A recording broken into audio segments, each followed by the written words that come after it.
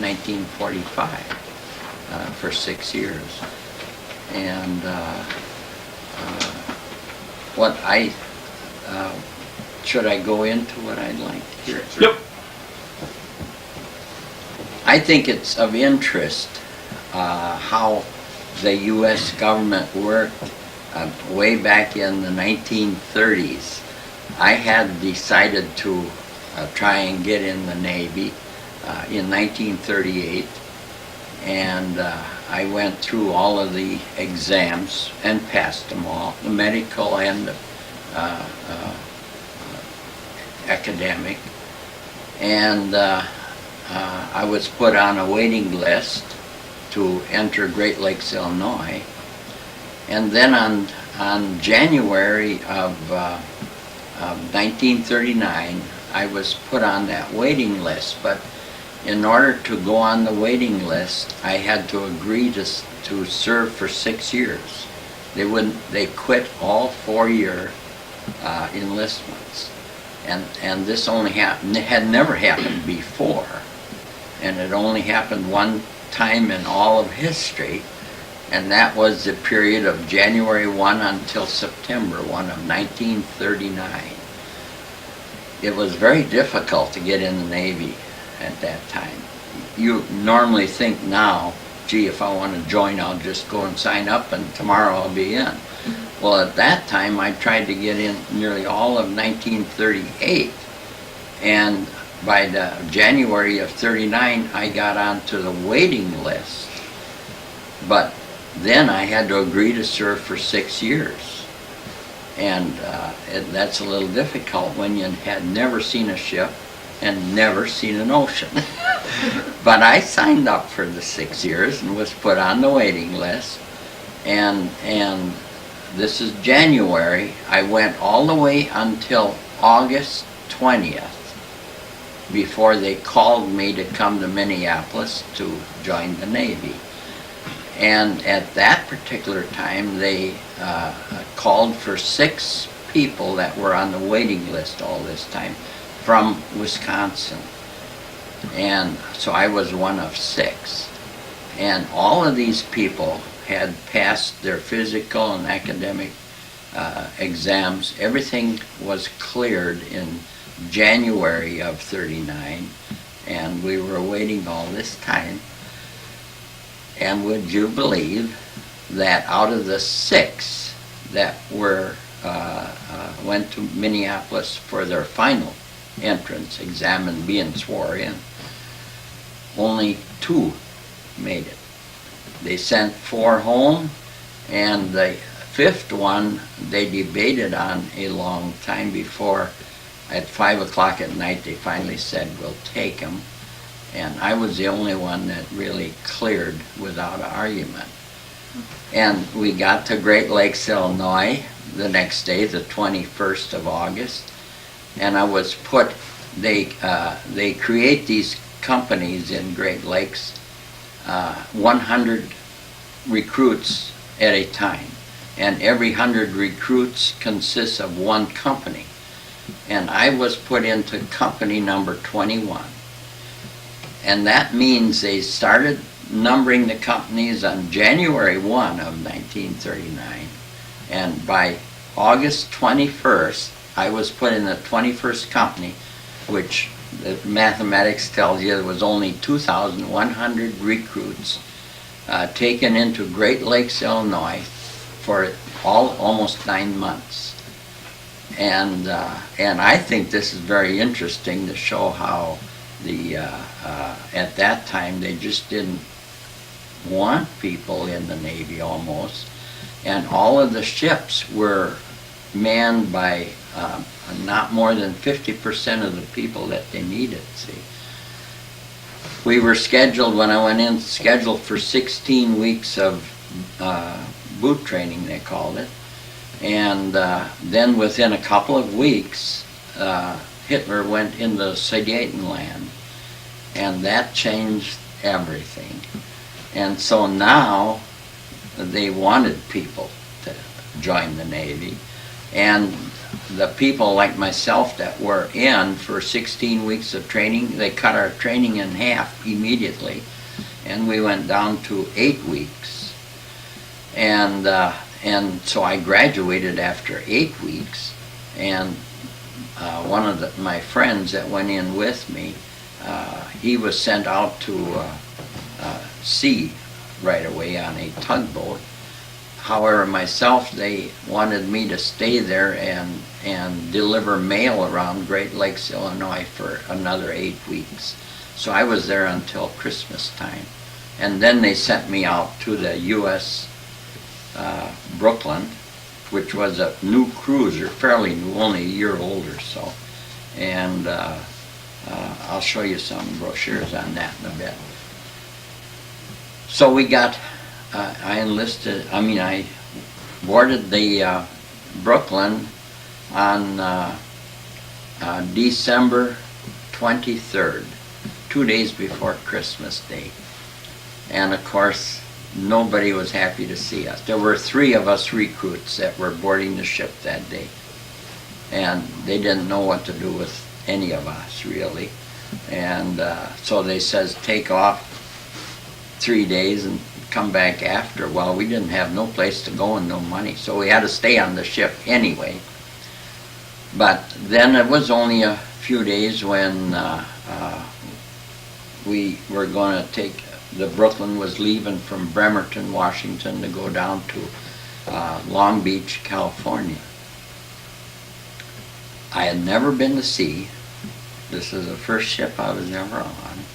And I'll just show you what the ship looked like here. And this is a menu. That's a menu from the Christmas dinner on 1939 and 1940. And it's kind of interesting to look at. Anyway, we took off to go from Bremerton, Washington to San Francisco. We're going to stay one night in San Francisco and then go on to Long Beach. I was at sea in the Navy for 5.5 years. The worst storm I was ever in was the trip from Bremerton to San Francisco. The first time I ever got to sea.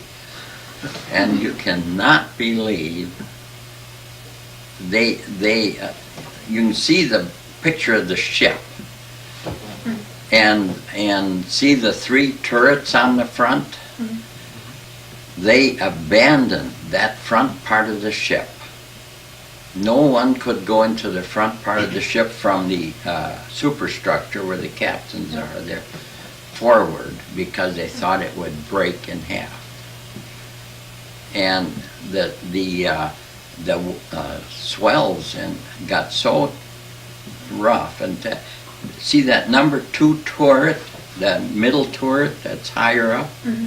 That top of that turret is 75 feet from the water line, 75 feet above the water line. Would you believe that turret was underwater at times? So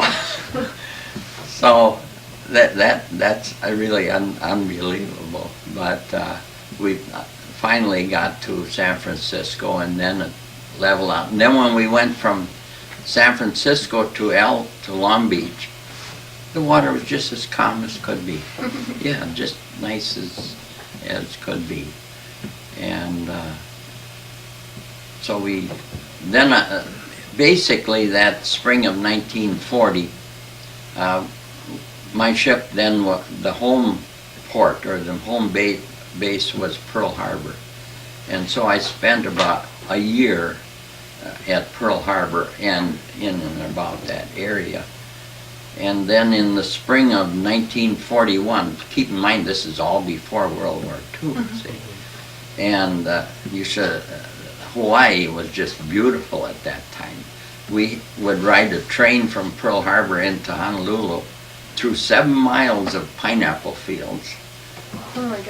And when you got to Waikiki Beach, the Royal Hawaiian Hotel was the only hotel on the beach. And that's where the movie stars stayed. And I remember the cost for to stay there a night was $21. And that was on Waikiki Beach. So anyway, that was an interesting year. I enjoyed it a lot. And then in the spring of 1941, this cruiser, the Brooklyn, was given a mission of a goodwill tour. And the goodwill tour was that we were going to head from Hawaii, we were going to head south to Tahiti, and we stopped in Pago Pago, and we stopped on a number of other islands, and ended up in Wellington and Auckland, New Zealand for a little period of vacation and stay. It was a goodwill tour. And then from there we headed back to the Panama Canal. And at one point on the globe, there's only one point on the globe, I'm told, that you can be 1,000 miles from the nearest land in any direction. And that's in the Pacific, near the equator, down when you're heading toward Panama from New Zealand. And our captain announced when we were there, he announced it over the loudspeaker, saying, "You are now 1,000 miles from the nearest point of land." Cool. Good feeling. And then we went through the Panama Canal, which is a great experience too, and going through those canals and seeing all the land. And then we stopped at, of all places, Guantanamo Bay, Cuba, which that was when it was friendly territory, let's see, at that time. And then our goodwill tour continued. We went to Boston for a week and had a lot of fun up there. And then from there we went to St. John's, Newfoundland, and from there to Reykjavik, Iceland. And that was really interesting at Reykjavik. Because that whole city is heated by the volcano. They don't use gas or oil or coal or wood or any of that. They have pipes into the soil, and they heat the whole city by that kind of. Really? Yeah. Mm-hmm. It's really amazing. And from there, then we headed down toward the Azores and right off Spain, and then back to Bermuda. And that is where on December 7th, 1941, the Brooklyn was in Hamilton Harbor at Bermuda. And of course the world changed. And we were immediately, that afternoon, that Sunday afternoon right away, we set off for the Panama Canal again, because they wanted us to guard that against, they felt it would be hit by German subs and stuff, see. And but then, this is kind of interesting too, all of our American seaports, we normally did not take in American ships over the year of 1940 and 41, due to the fact that they were all the English ships, they were in battle with the Germans. And so the British ships that would get damaged, they'd bring them into the American ports for it to be repaired and overhauled. So our ships were always left off and never got the proper overhaul. So when they realized we were in war after Pearl Harbor, and we were down by Trinidad, and we got the orders then to proceed back to the Brooklyn Navy Yard for overhaul, and which we did. So we weren't long. By December 20th, we were back in Brooklyn, New York. Remember December 7th, we were in Hamilton, Bermuda, had gone way down to Trinidad, back up to. What's interesting about that, and the basic reason I want to mention that, is the amount of German submarines that were in our area, off the coast of America. It was just unreal. And a lot of our people, if they didn't have to go below decks, didn't even want to go below decks. I normally always went down and went to sleep, but there were times when I'm on deck and I could see as many as four German submarines firing torpedoes at us. And I could watch. It was not unusual to be on deck and watch a torpedo come. You could see them. They just under the water. They go. And we never went straight for a second. See, our ship was turning all the time, continually. It would never head straight. It was always in a zigzag, and never knew which way you were going to zag or zig. You see. So they never touched us, but some of them went by I could see them within 20 feet going by the front of the ship, you see, torpedoes. So we were fortunate, very fortunate. But you could look out on the horizon and see burning ships nearly all the way from Florida up to New York. It was just terrible, really. So we entered the Brooklyn Navy Yard on December 20th, and I was given a leave to come home. So I was home for Christmas of '41, of all things. Almost unbelievable. And then I went back around the 10th of January, and seeing the ship was going to be in the dry dock for 2 months. I think it was scheduled for 2 months overhaul. Of course, the crew members, seeing they're all short of personnel, they wanted us to either be transferred to another ship, or in my case, they transferred me to Washington, D.C. for what they called new construction school. And I was being groomed to be a gunner's mate on a destroyer. And so I was transferred, but what I also want to mention is that one of my very good, he was an ensign in the Navy. They called them 90-day wonders. You know, they had, you're familiar with the term, I think, aren't you? A little bit, but... They were ROTC. In other words, they went through the ROTC training. We called them in the Navy 90-day wonders because they give them an ensign's commission within 90 days, see. Anyway, I had a good friend that was one on the ship, and he was being transferred when I was going to be transferred to Washington. So I said goodbye on that day, and he was being transferred to one of these World War I four-stacker destroyers. It was moored right alongside of us, see. And so he went onto this old destroyer from World War I. And the reason I'm mentioning this is to show you what life was like there. The next morning, they took off to go to sea, but they never got out of New York Harbor.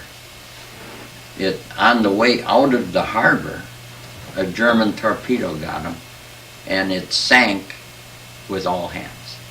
Nobody got off. And that's kind of tough. But right in the harbor, you can't hardly believe it. So the German subs were everywhere. They were just everywhere. And I got first-hand knowledge of that. Okay. From there I went to Washington, D.C. for this new construction school, and I graduated from that in... Well, I should also mention that I was a nerd in school, I suppose, and in the Navy. And I studied hard when I went in. And so I never missed a promotion date. As soon as I had my minimum time in for any rank it was, there's 3 ranks of seamen. and I got to the top rank in 16 months, I think it was. And then you had to be 6 months to get to third class gunner's mate, and that's kind of interesting too. To get to for third class gunner's mate, I took that in the spring of 1941 when we was on this goodwill trip, and at that time, all promotions, the Navy would issue how many people could be promoted. In this particular event, 3 people could get promoted to gunner's mate third class out of the cruiser division, not our ship, but the cruiser division. And the cruiser division was 4 ships. There were 4 ships identical to the Brooklyn.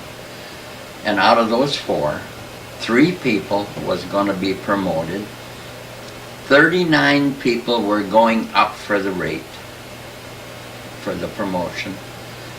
And you have to realize that time in service gave you credit, and time in a rate would give you credit. So there were people that had 10 years in the Navy already. And so they would get credit for that, and probably had 5 or 6 years in the rank of Seaman First Class, and they'd get credit for that. I had no credits. So when I went in competition with them, I would have, if I got a 96, for instance, they could maybe beat me with an 85, you see, with all these other ranks. I got one of the 3 rates. And on December 1st of 41, remember I was in Hamilton, Bermuda on the 7th, but on December 1st of 41, I was promoted to second class by competitive exam again. So I was a second class gunner's mate when the war started, which was unreal, really. And that was the last exam I ever had to take. As soon as I had enough time in, they gave me first class gunner's mate, and as soon as I had the time in, they gave me chief gunner's mate. And so I was a senior enlisted man aboard the destroyer when I got aboard the destroyer, and I was aboard it for 3 years. So during those 3 years, I was a chief gunner's mate on there. And we went, I boarded that ship on about September 1. But unbelievably, I got a 2-week vacation in July of that year to transfer from Washington, D.C. to go to San Francisco. This ship was just being built, see. And of course I got married. 60 years ago this year, in July 18th, will be my 60th anniversary. They say it never lasts, right? Anyhow, I boarded my wife went along out to San Francisco with me after the wedding, and she stayed with me until the ship was built and ready to go to sea. And then she came back to Medford, and the Gansevoort was the name of the destroyer, 608. And our first assignment, we headed out to Guadalcanal. I'm sure everybody heard of Guadalcanal. That was the low point in the war. And we went out there in October of 42. And the Japanese had pushed, they had gone through, taken the Philippines and all of that, and were down to the Gilbert, or these, I even forget the name of the islands there. Guadalcanal was the main part. And what's interesting about Guadalcanal, the U.S. Navy had very little in the way of any power. For instance, they had a supply, they were trying to hold Guadalcanal so that New Zealand and Australia would have been next, see? And so they're trying to supply this little garrison in Guadalcanal. And bring supplies in there, it was necessary to have a one of these Kaiser ships they used with supplies, and we would have one destroyer escorted. So my ship, the destroyer, for instance, we would take one supply ship, and that was before the days of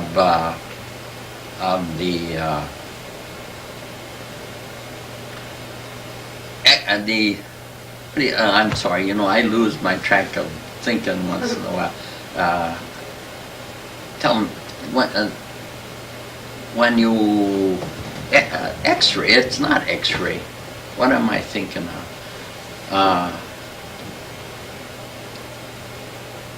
Nowadays. Radar? Radar, Okay. yeah, right. We didn't have radar. We didn't have radar yet. Okay, I'm sorry, I couldn't think of that. See, but we didn't have the radar yet, and so we had to go by stationing lookouts, seamen on the head of the ship and on the high up as they could get, to look as far as you could go to see if there was any enemy ships, because there was no radar yet. We didn't have it, and so the Japanese had all kinds of power. They had whole flotillas with battleships and aircraft carriers and cruisers and destroyers. Here, one destroyer. We were out there with one destroyer. So we would, the only way we could survive is by not getting caught. And so we would stay out, so when it got about dark, we would then head into Guadalcanal with this supply ship, unload all night long, and in the morning try and get out of there again and over the horizon, so that we try to get lost, you see, and wouldn't get bombed. And we made several trips in there, and it worked. We never did get caught. If we got caught, we wouldn't be here. You wouldn't be talking to me. But it worked, and that was the low point of the war. And that's how low it got, see, where we were sneaking with one destroyer, trying to evade the Japanese task force. Well, it got better. It got better and better, and I was in the whole war from Guadalcanal on through the landing on the Philippines. We landed on different islands, as MacArthur went through that area, if you ever read the books or anything. And it happened that the Gansevoort was involved in the landing on the Philippines, when we landed on the Philippines at Leyte Gulf that morning. And in fact, by 9 o'clock, MacArthur was on another ship in that same bay right next to us. We were pounding the shore with our 5-inch guns. You wouldn't think that's a lot, but what really was so successful is that MacArthur apparently was successful in convincing the Japs that we weren't going to land there. And they had moved their forces about 60 miles north. And so there wasn't a shot fired in return. We thought they were in there and we were shelling, but we never had a return shot until 10 o'clock that morning. So you see how well he had planned that thing. He had diversions, and they thought we were going to land at a different place. So that was the landing of the Philippines. The next assignment we got right after that was they also had created a little landing strip up at Mindoro. Now Mindoro is a little island right off Manila on the north of the Philippines. If you're familiar with that, there's a little door. They call it Mindoro. That was all Japanese territory, all the way down to Leyte. And so this Mindoro was 500 miles into Japanese territory, where they were trying to create an airstrip and get started for the invasion of the Philippines. Anyway, there was 4 destroyers and we were one, that was given the task of taking 2 ammunition ships and 2 aviation gasoline ships up to Mendorville. And this was a very tense time because it was at the height of the suicide planes. You know about the Japanese suicide planes. Well, that's all. If you'd seen them, you knew they were suicide. They never come and strafed or anything. They just hit you, see. And so the first afternoon, I think it took us 3 days to get up there, as I recall. It gets a little fuzzy because that period of time when that started, I never did get to sleep for 10 days. And that sounds a little unreal, but it was. And we were at steady general quarters because we were being attacked all the time. And they caught one of the ammunition ships on that first afternoon, and it blew up, and it was like an atomic bomb, something that you cannot hardly believe. Pieces of the ship, my destroyer was 8 miles from that ship. Pieces of that ship were falling in the water around us, 8 miles away. So that gives you an idea of the power. Anyway, we continued on, and before we got there, we had lost an aviation gasoline ship too. So when we got to Mendorville, we only had an aviation gasoline ship and ammunition ship left. And then, of course, that afternoon we got hit with more suicide planes, and they dropped a bomb on the aviation gasoline, and that meant that the gasoline ran out of the ship, and so there was about at least close to a square mile of fire in the harbor. And then he dropped that bomb on that, and then he run into our fire room. He crashed his plane into the fire room on our destroyer, see? And the trouble is you can shoot them, right in, and unless they explode, they're going to hit you. And to this day, right now yet, I can see that Jap pilot just like I'm looking you in the eye. He was no further away either, by the way. And the plane went into the after fire room. My gun station was right across the bulkhead from the fire room, and I was running 40 millimeters, and it blew 70 feet out of our ship. From where I was, 70 feet toward the front of the ship was gone. All that was left was the hull. And of course it sank down to the main deck in water. We did save the ship, by the way. But we had to leave it that day, and we were picked up by ducks, and we were taken ashore.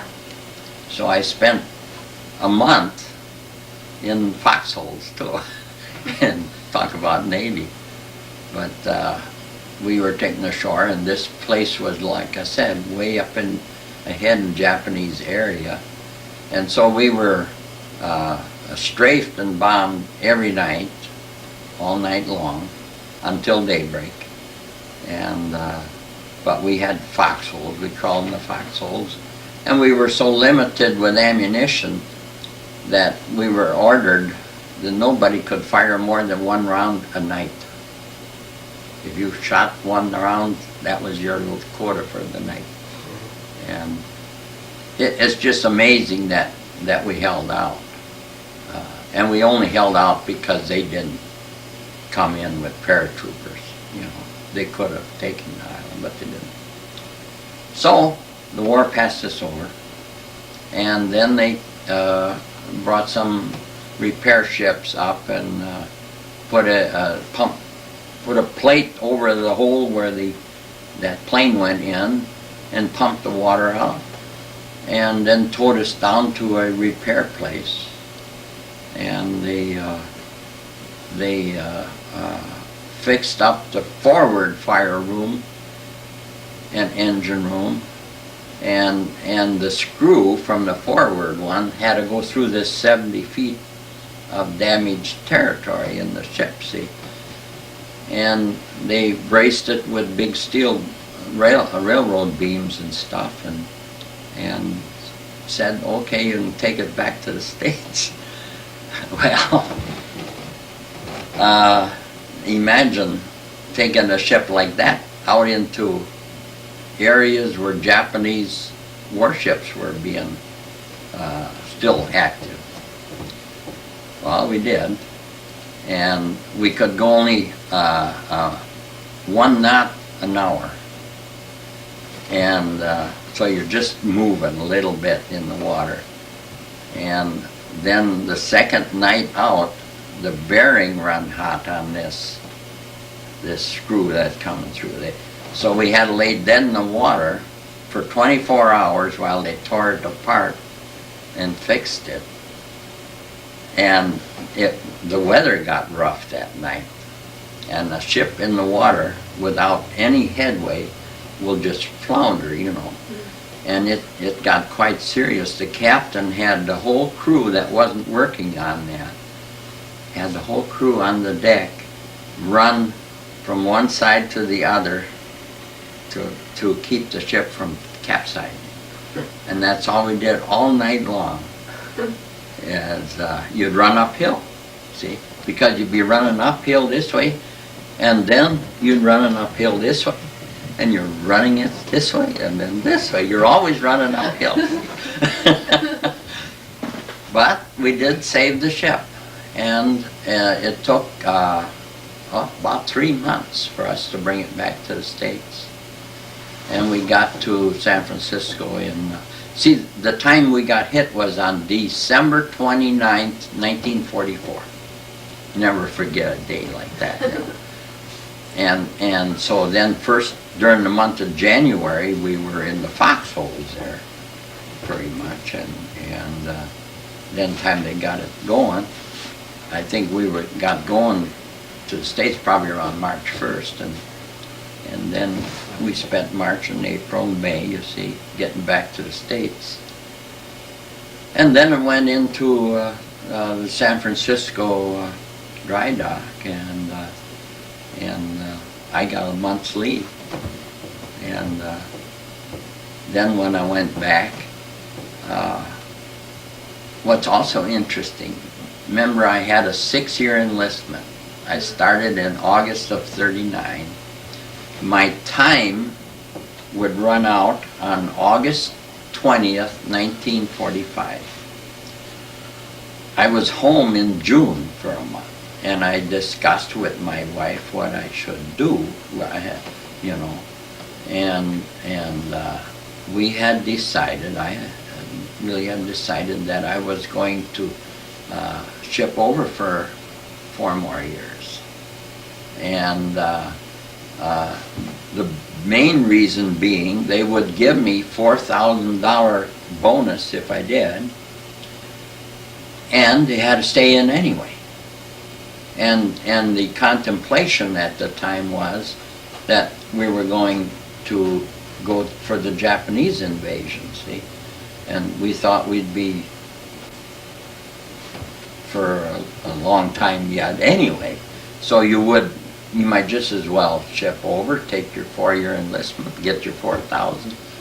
So that was the thinking in June and July of '45, and which I had decided to do. Then comes August. And remember, the 10th of August is when the atomic bomb dropped.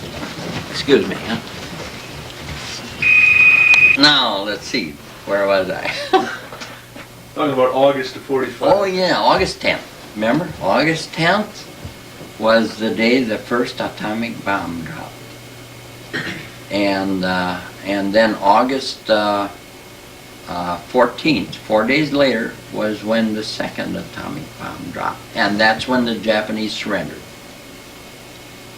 So August 15th, that's the day, that was the big celebration on the 14th in San Francisco. August 15th, the captain calls me up and says, Vern, are you going to go home or are you going to ship over? I only, and 20th, remember? Yep. 5 days away. I says, I'm going home.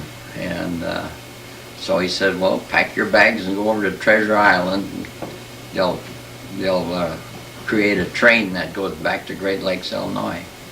And so I did, went to Treasure Island, and they formulated a train, a whole train, people going back to Great Lakes. Would you believe it? They put me in charge of that train. And that's no fun either, because I was supposed to see that everybody got on when they stopped, like at Salt Lake City and that, you know. And I did. We all got back. So then I got discharged on September 2nd. So that was the whole of my, but you see how close it was to having a whole career. And it wasn't my decision, really. I always said everything I did was in the hands of the Lord, really. There was no reason why I should have been home for Christmas in 1941. And of course that's during the time when I courted my wife, see. and getting home in 1942 to get married. Really no reason for that. And everything worked out like, and same with not having a Navy career. I would have stayed in and re-enlisted and had a Navy career. But you see, it wasn't designed that way. So came in, and so now I'd like your questions. Have some? Yeah. We probably come up with something. So you said that you had to take like exams and stuff? Oh yeah, Were they sir. really, like what were they about? Well, in the beginning, the only rather automatic one was you join the Navy and you're an apprentice seaman, Yeah. they call it. And they only give you one little stripe, apprentice seaman, see. And from there, you had to be that for 4 months. And then after 4 months, and remember, this is interesting too. $21 a month was our salary as apprentice seaman. Mm-hmm. And so when you went in, that's what I received, 21 bucks a month. After 4 months, you kind of automatically got seaman second class without, you would really have to be a screw up not to get it, put it that way. And when you went to seaman second class, you got $36 a month. That was a nice increase in those days. And then, I think it was 6 months you had to be seaman second class, and then you could take an exam to become seaman first class. And that was a tough exam, all about seamanship, basically. You had to know how to tie all your knots, and you know there's a lot of rope work and stuff in the Navy, and Navy history and guns, and you had to be able to like rifles and pistols, be able to tear them down, put them back almost blindfolded, and Navy, all that kind of Navy stuff, see, for seaman first class. But when you got that, then your salary increased to $54 a month. Oh. And then after your seaman first class, from there on, you have to go into one of the branches, like radio man or signal man or engineer, you know, the engines if you work down there. And there's a lot of different branches you had to go into. I again was basically put into the turret. I worked in that top high turret there. And so when I went for gunner's mate 3rd class, because that was basically my line of work.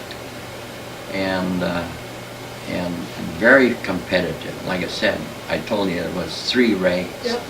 39 people going up, and the odds are all against me, Yet I got one. But and the other interesting thing is really probably not, maybe only to me. I don't know. Probably only interesting to me. But when I became chief gunner's mate, that I was told that I was the youngest chief gunner's mate in the Navy at the time. That's what people told me, and I think I probably was, because I think I was 23 years old. And normally to become chief, nobody ever got chief less than 12 years, and normally 15 to 18 years. And so that was true. All the chiefs I knew, had a lot, 20 years and more. But it worked out. Can you describe what you did as chief gunner's mate? What was your job? My job as chief gunner's mate on the destroyer was I was in charge of all the guns, maintenance-wise, to see that they're working, and all the ammunition to see it's properly stored, training the crews that operate the guns. That was one of my charges too, to see that everybody knew how to operate them. And we had 5-inch guns on the destroyer and our aircraft, and we had 40 millimeter, and we had 20 millimeter. That was our array of arsenal. And not only that, then I had to order the replacements. When we used them, if we got low, it was my job to see that they were replenished. See? In other words, you were really in charge of all of the gunnery, ammunition, crew of the destroyer. And that's how come I was considered my rank. There were 11 chiefs on the destroyer, 11. But yet, I was the senior chief. And that was because in wartime, the chief gunner's mate always is the senior chief. In peacetime, the chief boatsman is the senior chief. And the boatsman is, the chief boatsman, his job is basically seeing that decks are squabbed and all that kind of stuff, maintenance. Yeah, that was his job. And then, of course, all these other chiefs. There's a chief for engineering, for your engine rooms and firemen, and chief for radio.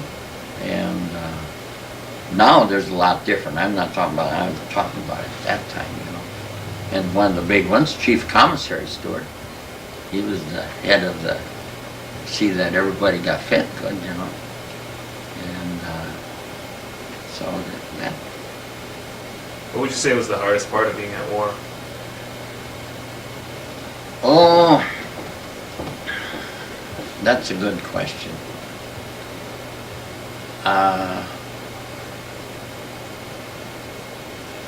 I think other people can answer that better than I can, probably. The reason is, I'll tell you the reason, that I went in 39 when there was no thought of war. And I went in as a Navy career. And so I just considered all that we did my job. And even when the times got rough,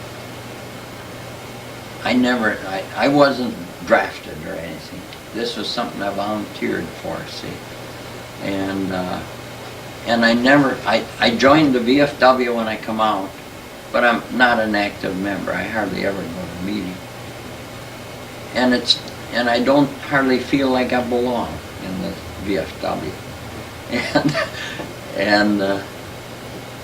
And the reason is, it was a job to me. I don't think you could find many people that'll tell you that. But I'm very proud of the fact I wasn't there. A lot of times I wish that my career would have, that I'd stayed in for the 20 years, you know, or 30, because it was good. The other thing that is interesting, as a kid growing up, I could never go on merry-go-rounds or swings because I would get dizzy. Can you believe it? That's true though. And I couldn't, to this day yet, I can't go on merry-go-rounds or that. But, and so, it stands almost implausible that I could be in the Navy, see. And when I went in, oh man, I'd go to sea, I would get so sick. And they'd always tell me eat and throw up and stuff, you know. And that never worked for me. I found out awfully quick that I couldn't do that. And this never worked. This wouldn't work for you or anybody else probably, but for me it did. When I would go to sea, I'd quit eating. Normally, the normal was 3 days. And I'd start eating on the 4th day. And I never had a problem. I would never get seasick. I could, on a destroyer, they ride rough, you know. A cruiser, like that cruiser you see, they ride a lot different. There's a lot of difference between a cruiser and a destroyer. That cruiser would go down through these swells a lot. The destroyer goes over the top of every one, you know. But that's what worked for me. And I got where I was very comfortable at sea. Sometimes people that have been on boats talk about sea legs, or yeah, sea legs, see. I mean, if you were to walk back onto a ship today, do you think you'd be familiar with that? I mean, and have those sea legs again, or would it take you a while? I think I'd still have it to a large degree. My wife and I, about 5 years ago, took a cruise in the Caribbean. We lucked out. It was so calm that we didn't need sea legs or anything. But there are times when you take those cruises that it gets kind of rough too, see. And so I know what you're talking about. But no, I think I would not have a big problem going to sea. But never know for sure. It's been a long time. How was you had talked about that storm from Washington to San Francisco? Yeah. You know, daily life on a ship, trying to eat, trying to drink. Yeah. Can you talk about the food moving down the table, or? Normally you wouldn't have that. Let me go back and tell you when I first went on the Brooklyn, that's cruiser. Life was good. We used to eat family style. We had tables where 10 people would sit, 10 men would sit around the table, and they would bring family style, your mashed potatoes and meats and all your goodies, you know, and you would help yourself and eat just like you do at home, and eat all you want of what you want, see. That was our normal meal in the Navy in 1940 and 41, pretty much, see.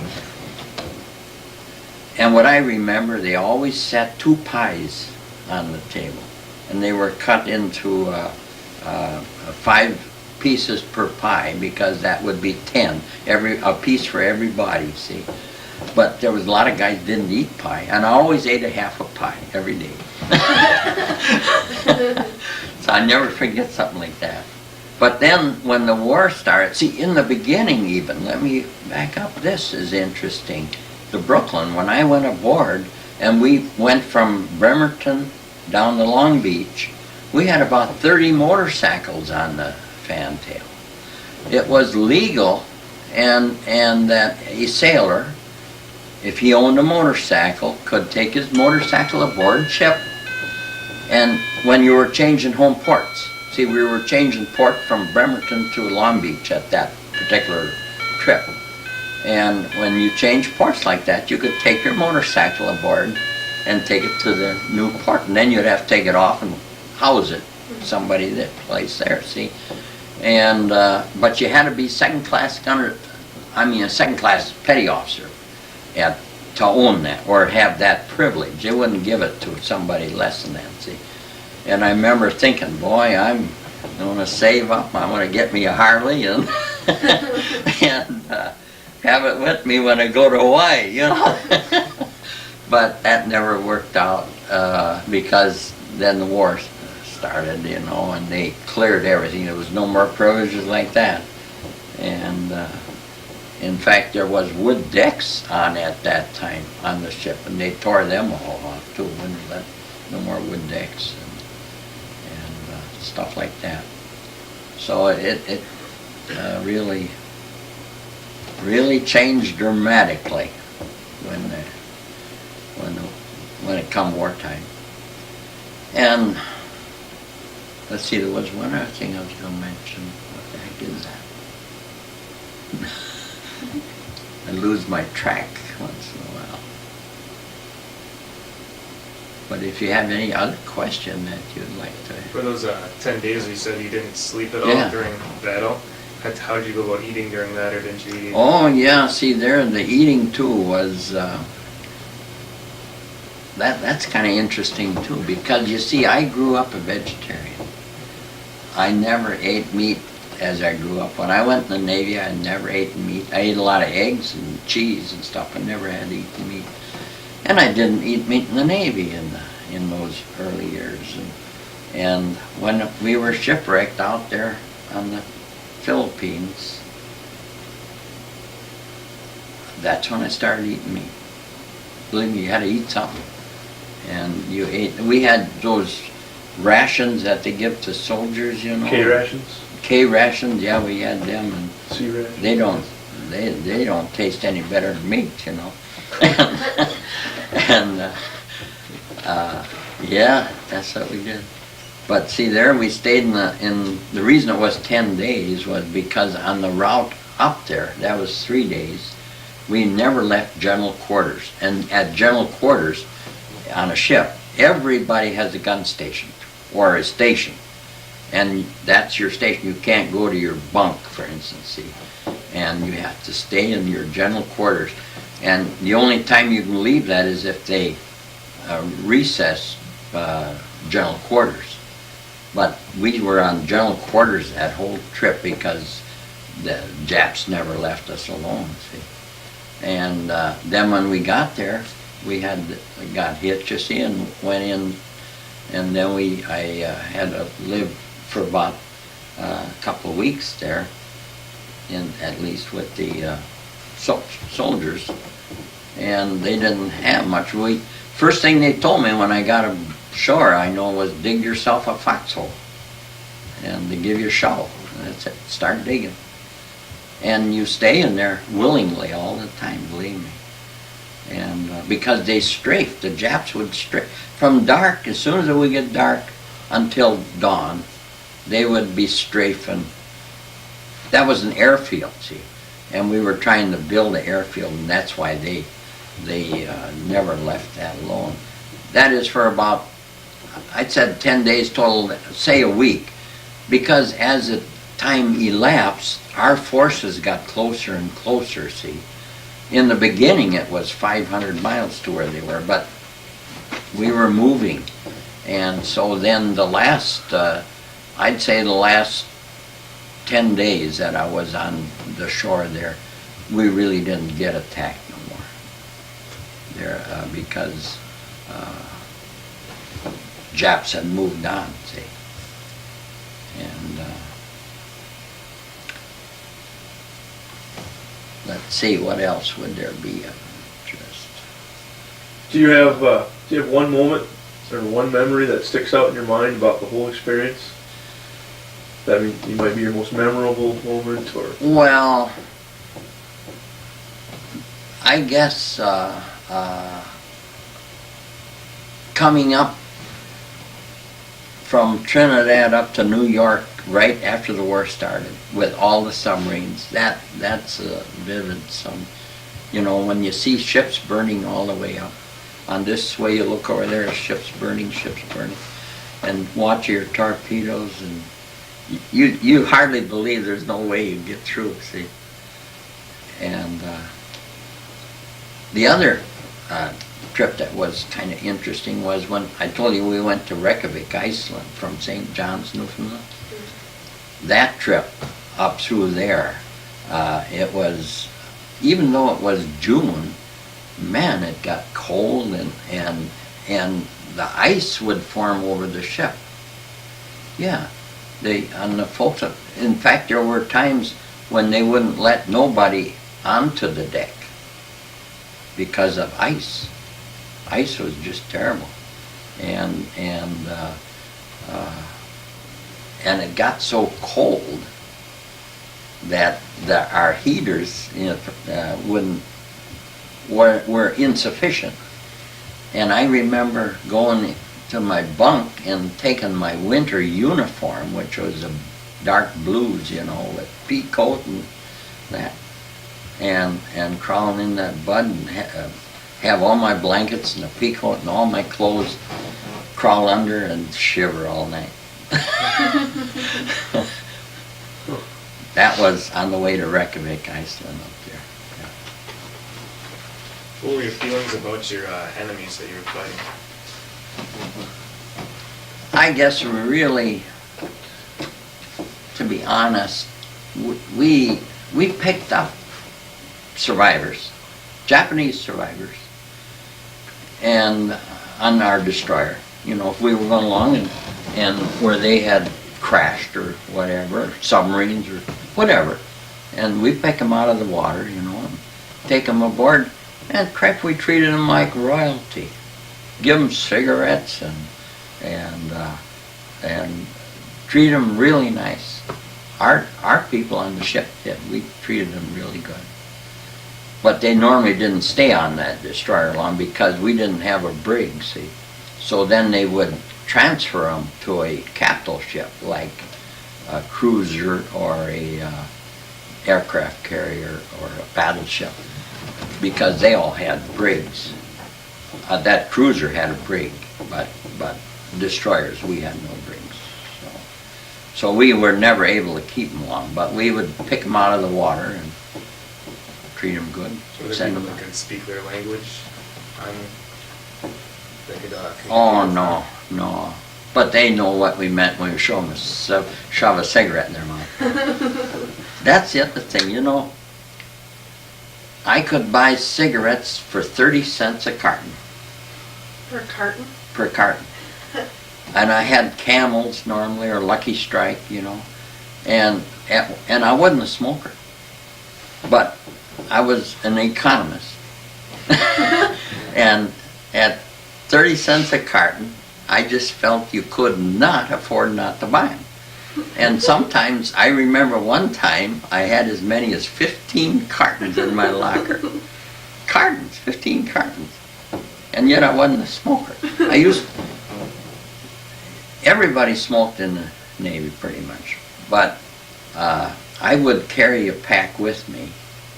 But unless we sat down for a 5 or, rest a little, and someone else started smoking, I wouldn't even think of it. Never occurred to me I hadn't, see.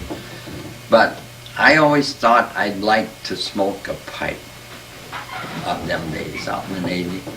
And my wife coming in. Hi. Yeah, Lucille. Meet them all here. Hi. You'll have to give your name again, I'm sorry. Just a minute. Yeah. Put my stuff down. Come on Okay. in. Come on in. I'm John Knudsen. What was that thing? Knudsen. Knudsen. Yeah. Okay, nice to Sarah meet Claire. you. Claire? Yep. Yeah. Nice to meet you. I'm Bryce Kelly. Nice to meet you. Nice to meet you. So, anyway, at that amount of, Still working on it. yeah. Oh, good serve you. Yeah, that, the carton, and anyway, I mentioned I had always, all my young life, decided I had a brother-in-law that smoked a pipe, and I thought he looked so contented when he smoked a pipe. And so, with those sailor uniforms, there was no place you could carry anything. So, when I was promoted to chief, that's a regular suit, you know. So I decided that's when I'm going to start smoking a pipe. And I bought a brand new pipe and a can of Prince Albert, you know, and I put it in my locker. I'm waiting for the day that I get promoted, which was, you know, right soon. Okay, that night I got promoted, and we were in a port because we showed a movie on the fantail. We would show movies sometimes, see. And I remember the movie, and I got a chair, and I sat down, and I lit up my new pipe and Prince Albert, you know, and sitting there smoking, and I imagine partway into the movie, all at once, I started to get sick. I took the pipe and the Prince Albert and threw it overboard, and that was the end of it. Never touched it again. Yeah. Unbelievable. Any other for him? Well, that's wonderful. Well, I don't know if it was of interest to you folks. It was interesting to me. Shut that off. Oh, this is okay. We talk about danger in the cities. What, New York City, Chicago, or Washington, D.C. I was so surprised.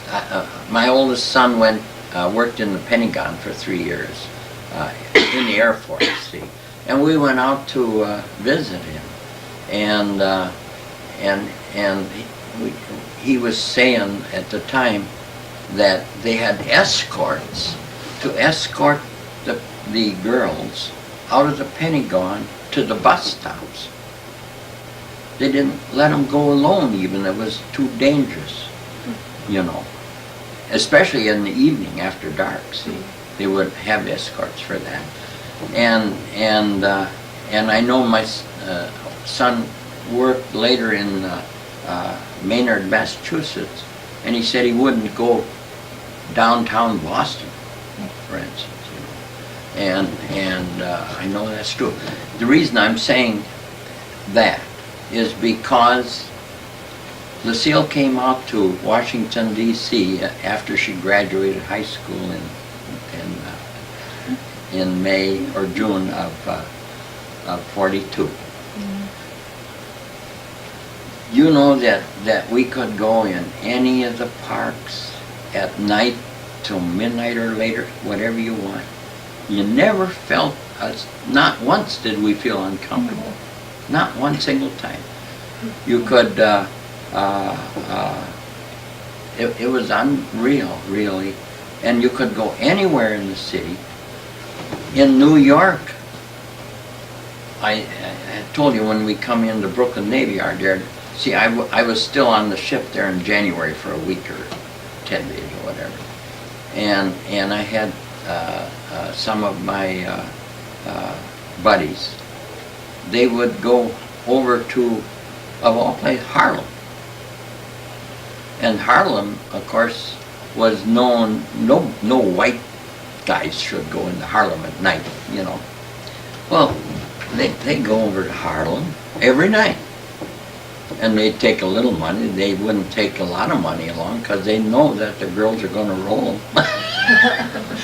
Take whatever they got, and they'd come home broke in the morning. But that didn't bother them. They didn't worry about that, you know. But it wasn't dangerous, you see. They could go over. It was not dangerous. They could do that. You couldn't do it today, I don't think. You couldn't have done it in the last 20 years, I don't think. But you in them days, you never worried about going anywhere in the cities, the big cities. San Francisco, L.A., or all of these places. that I was in most all these cities, you know. Fine, you could go anywhere and feel completely safe, see. I think that's just too bad that we lost that. I wish that you young people could enjoy being able to go in the big cities and go where you like and not be threatened, you know. And but that's the way life was.